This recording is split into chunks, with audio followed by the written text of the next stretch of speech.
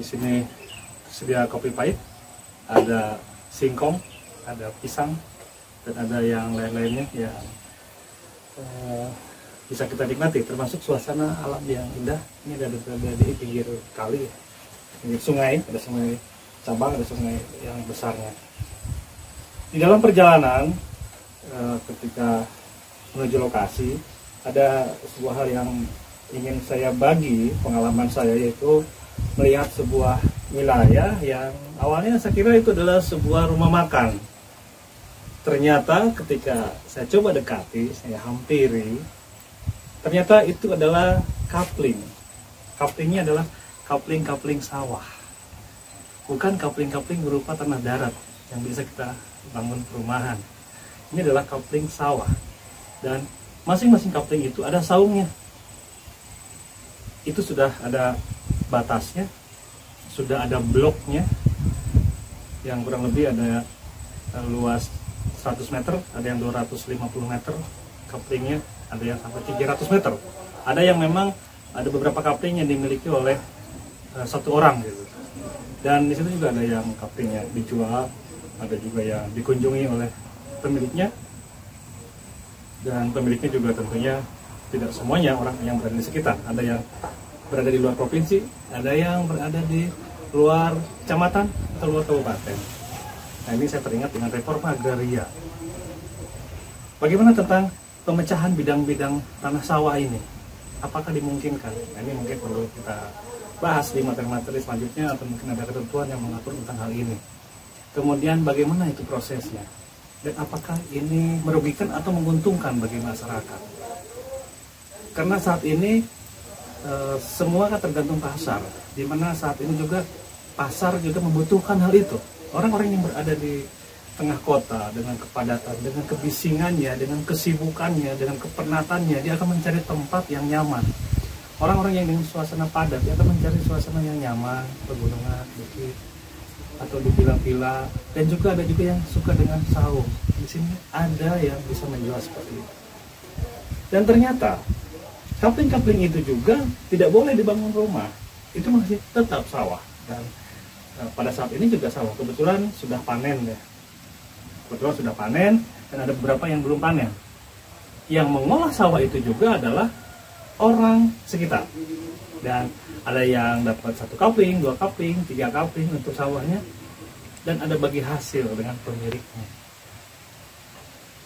Jika saya coba tanya lebih jauh lagi, ternyata prosesnya adalah, awalnya adalah dari warga, kemudian dijual, ada yang membeli, dan membeli dengan sekian hektar gitu ya, itu badan hukum.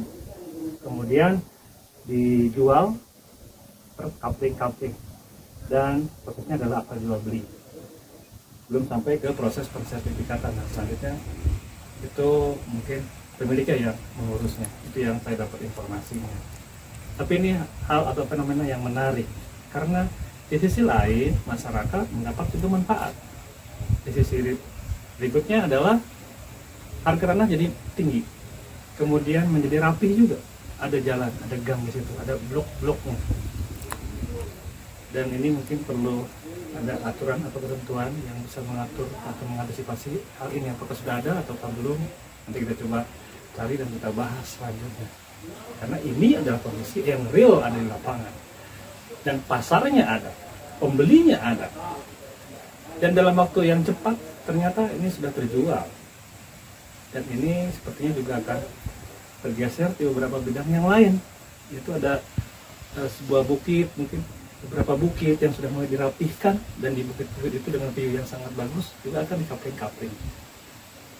Ini adalah kebutuhan pasar, dan ketika pasar meminta pasti disiapkan.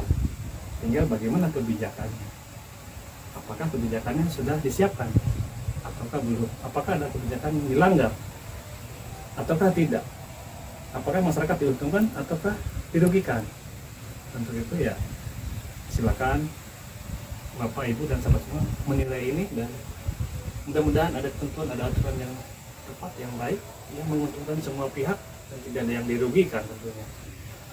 Dengan tetap mengutamakan tanah sawah, tanah pertanian untuk keberlanjutan. Karena jangan sampai tanah sawah habis. Nah, tanah sawah yang bagus, yang indah, yang kita perlu juga untuk tanaman padi, untuk pangan kita.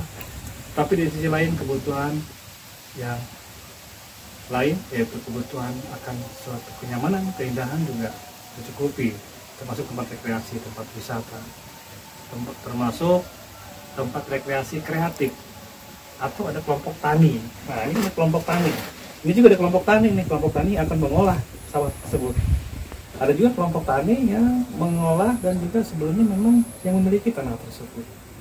Dan kedepannya mungkin juga ada sewa-sewanya. Tapi yang jelas ketika saya tanyakan, ini tidak boleh dialih fungsikan, tetap sawah. Mengenai harga, otomatis harga akan terus melonjak. Dan saya rasa fenomena ini mungkin juga tidak hanya di sini, tempat ini sangat dimungkinkan berkembang. Karena kebutuhan akan pariwisata, kebutuhan akan tempat-tempat yang nyaman, kebutuhan kenyamanan, ketenangan itu sangat tinggi saat ini. Oke, semoga materi ini bermanfaat, pengalaman saya juga bermanfaat sambil kita melihat pemandangan-pemandangan yang ada dan juga mengamati kondisi yang ada. Terima kasih atas perhatiannya. Kita ngopi dulu. Semoga kita berjumpa lagi di tempat dan situasi serta materi yang lebih baik lagi dan lebih bermanfaat. Terima kasih. Assalamualaikum warahmatullahi wabarakatuh.